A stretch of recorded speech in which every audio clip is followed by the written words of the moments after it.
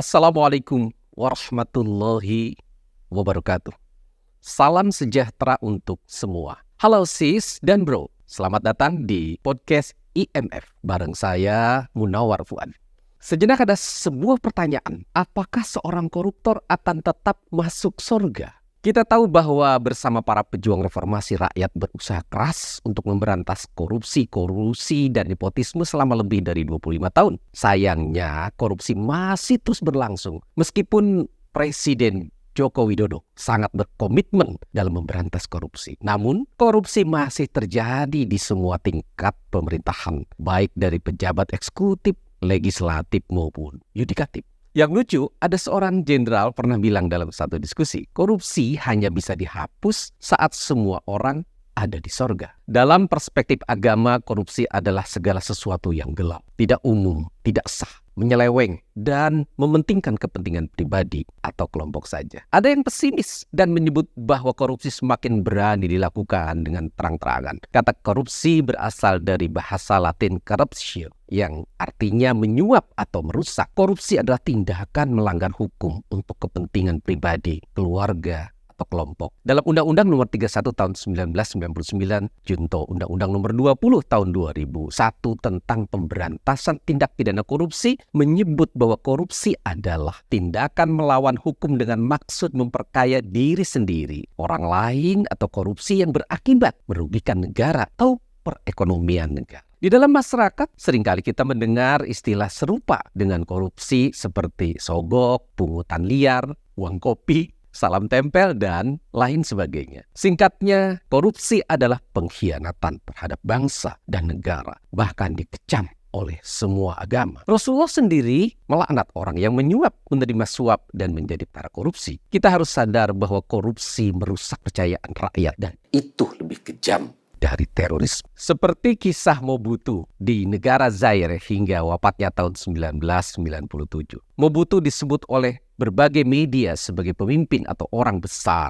yang berubah menjadi pendusta ulung, big liar, gembong pencuri, big thief, pembunuh berdarah dingin, big murder, dan musuh nomor satu bagi rakyatnya, public enemy number one. Itulah yang dikecam dengan sebutan kleptokrasi, pemerintahan maling. Di Pakistan juga, karena maraknya kasus money politik di dalam pemilihan langsung dan tidak bisa dihentikan, lalu terlahir fatwa mengharamkan pemilu langsung. Jika pemilu langsung terus diwarnai korupsi, maka pemilu atas nama demokrasi hanya akan menjadi dari rakyat yang korup, oleh rakyat yang korup, untuk pemimpin yang korup. Jelas bahwa korupsi merupakan puncak gunung es dari sebuah kebobrokan mental dan moral. Korupsi adalah akumulasi dari pengkhianatan, dusta, pencurian, pemerasan, kezaliman, dan hilangnya kesadaran ketuhanan. Korupsi adalah bentuk nyata pengkhianatan terhadap bangsa dan negara. Karena itulah semua agama mengharamkan segala bentuk praktik korupsi. Dalam terminologi Al-Quran dan As-Sunnah, korupsi identik dengan istilah suap, risyuah, sarakah,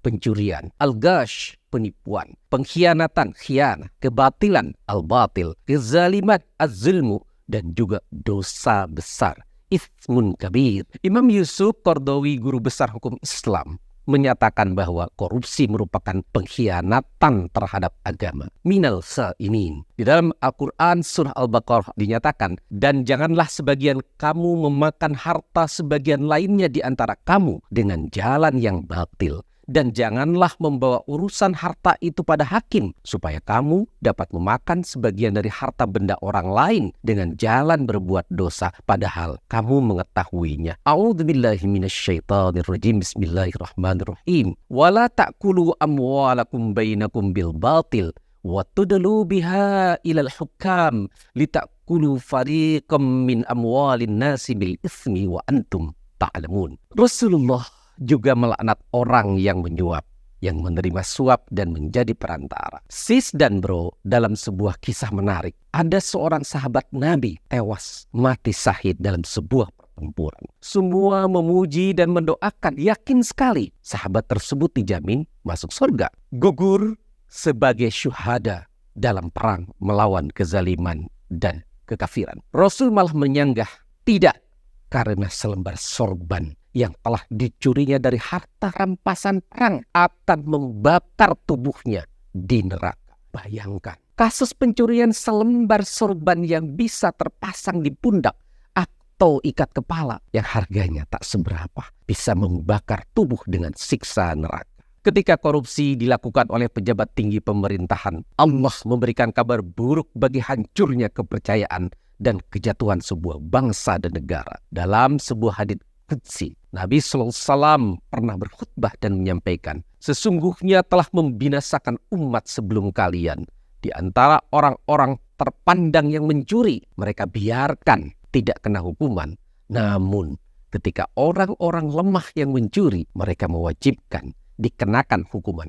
Nabi Muhammad SAW juga menyatakan bahwa dirinya akan memotong tangan putrinya jika dia mencuri. Walladzi nafsu Muhammadin biyadihi law anna Fatimah binta Muhammadin saraqat laqata'tu yadaha. Demi jiwa Muhammad yang berada di tangannya, sekiranya putriku mencuri, maka aku sendiri yang akan memotong tangannya. Tentu saja putri Rasul tak pernah mencuri atau berperilaku sebagai koruptor. Hal ini menunjukkan bahwa setiap pemimpin dimanapun harus menjadi teladan. Menyemaikan keteladanan dimulai dari diri, keluarga, dan orang-orang terdekatnya. Sis dan bro, kita harus bersama-sama memerangi korupsi. Mulai dari diri sendiri, keluarga, dan lingkungan terdekat. Perjuangan Partai Solidaritas Indonesia di dalam menyita aset koruptor dan membatasi transaksi uang tunai adalah upaya untuk membersihkan dosa dan menyelamatkan kekayaan negara. Mari bersatu dalam gelombang besar gerakan moral melawan korupsi hingga ke akar-akarnya. Bersama Partai Solidaritas Indonesia dan seluruh masyarakat sipil, kita teguhkan solidaritas